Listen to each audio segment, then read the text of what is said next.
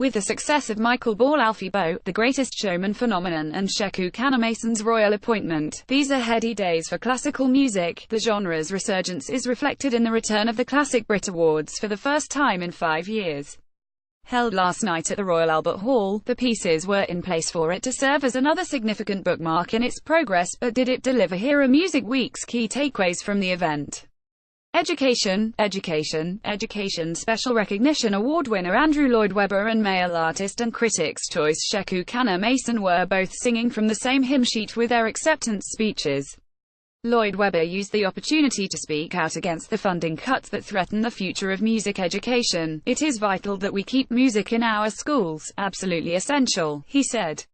"It is absolutely ludicrous that the government does not understand how important it is to keep music there, because it's not about turning children necessarily into musicians, it's about empowering them in all sorts of different ways. In accepting this award, I just say thank you to everybody who has made it possible for me. But if it wasn't for the fact that the Royal College of Music, down the road from here, was free when I was a kid, I might not be standing here now." Kanameson said, "Having the opportunity to have been supported from my school in my music is so special, but I think many children like me won't have had even nearly those opportunities, and I think that is one of the saddest things to see, because I think the skills I've learned from learning an instrument, of hard work, dedication and most importantly listening, are things that would make this world a better place." Diamond duo Kanameson wasn't the only double winner on the night. Michael Ball Alfie Boe, who kicked off the evening with a West Side Story medley, took home the Group of the Year and Album of the Year prizes. "This was supposed to be a solo album for myself, but Michael broke into the studio," quipped Boe. "There's only one way I can thank this guy," responded Ball, planting a smacker on the lips of his partner in crime. "I bloody love him. It is vital that we keep music in our schools, absolutely essential.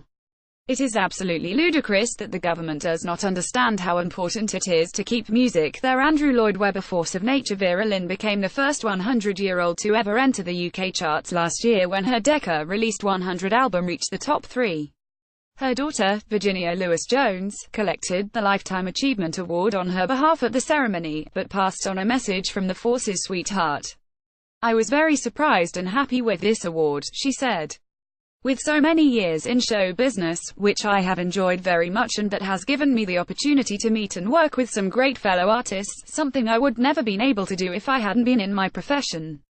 The guest list. The Classic Brits were well stocked with star power in terms of talent: Andrea Bocelli, Sabrina Terfel and Katherine Jenkins, to name but 3, but also presenters including the legendary Dame Shirley Bassey and Nile Rodgers, while music royalty met actual royalty when Bocelli received his Icono Award from Sarah, Duchess of York.